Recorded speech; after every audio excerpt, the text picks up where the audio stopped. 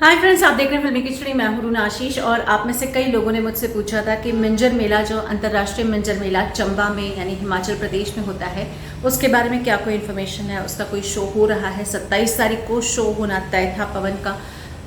क्या चल रहा है, इस पूरी बात के बारे में मालूमात करके हमें बताइए। तो चलिए, इन्फॉर्मेशन मुझे मिली है, उसके बारे में आपसे डिस्कस कर लेती हूँ। फ्रेंड्स, ये जो इंटरनेशनल मेला है, मिंजर मेला जो कहा जाता है, ये बहुत जाना माना मेला है हिमाचल प्रदेश का, चंबा का। और चंबा बहुत ही खूबसूरत जगह है। Himachal itself is a beautiful state.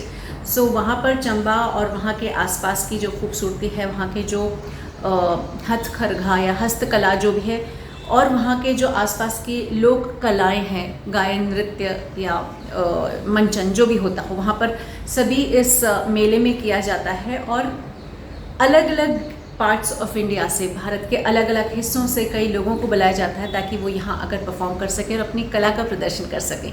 सो ऐसे में बात उठी थी कि पवनदीप राजन का भी 27 तारीख को एक शो होगा और वो चंबा में होने वाला है। और क्या डिटेल्स हैं, ऐसी बातें। और मेरे पास जब से ये एक उड़ती उड़ती खबर आई थी कि चंबा का कोई एक उनका शो हो सकता है, सो तभी से मुझे जो मालूमात थी वो ये थी कि कोई ऑफिशियल इन्फॉर्मेशन अभी तक आई नहीं है कि वो हो रहा है या वो हो रहा है, मतलब वो जा रहे हैं, नहीं जा रहे हैं। सो मैंने फिर भी इस बारे में मालूमात की है।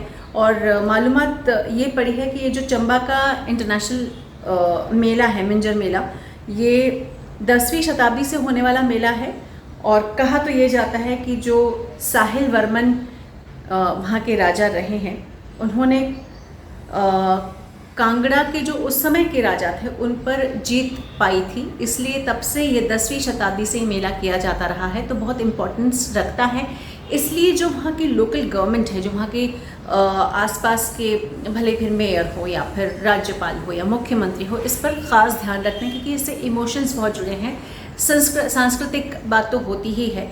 और साथ ही में ये श्रावण के दूसरे संडे को आयोजित किया जाता है। तो जुलाई अगस्त के बीच में कभी भी इसका आयोजन लगभग तय रखा जाता है, इसलिए बहुत बड़े पैमाने पर रखना पड़ता है। बहुत ज़्यादा इसमें अच्छे से डूज एंड डोंट्स का ध्यान रखना पड़ता है। कोविड के 2 साल जब लॉकडाउन भी रहा या वेव्स भी आती रही कोविड की, तब इस मेले का आयोजन नहीं किया गया था और अब एक बार फिर से किया जा रहा था।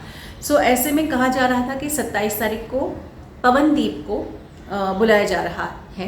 एंड सर्टनली खुशी की बात होती है। लेकिन जहाँ तक मेरे सोर्सेज बताते हैं कि ये एक बात सामने आई थी कि पवनदीप को बुलाया जा सकता है, लेकिन कहीं से कोई कंफर्मेशन नहीं था कि हम बुला ही रहे हैं। जो फाइनल प्रपोजल वाली बात होती है या फाइनल वर्ड्स देने वाली बात होती है कि हमने ज़बान दी कि इस तारीख को आपको पवन को फ्री रखना है, पवन आप फ्री रहिए, आपको चंबा आकर परफॉर्म करना है, ऐसी कोई बात वहाँ तक पहुँची नहीं थी। तो इसलिए ये मेला हो रहा है और उसमें पवन जा रहे हैं, ये बात ऑफिशियली कही नहीं जा सकती थी। हालांकि इस चंबल मेला, इसके पहले दिन पर इंडियन आइडल और सुपरस्टार सिंगर के जो कैप्टन है सलमान अली, उनका परफॉर्मेंस ज़रूर हुआ है। और सुनने में ये भी आया है कि उन्हें बहुत पसंद किया गया है। और ऐसे में सर्टनली इच्छा तो ये होती है कि पवन हर जगह परफॉर्म करे, पर अब वो ऐसा हो नहीं सकता है। सो अपनी इच्छाओं को थोड़ा काबू में रखना पड़ता है और बोलना पड़ता है कि नहीं भाई पवन, अभी तो चंबा नहीं जा रहे हैं। मैं तो चाहती हूँ कि जितने भी ऐसे मेले वगैरह होते हैं ना, वहाँ पवन को ज़रूर लेके जाना चाहिए, क्योंकि उनकी आवाज़ में ना, वो कहीं भी जाए उस मिट्टी में घुल मिल जाती है उनकी आवाज़, और उनका जो आवाज़ का टेक्सचर है, तो मज़ा आता है सुनने में।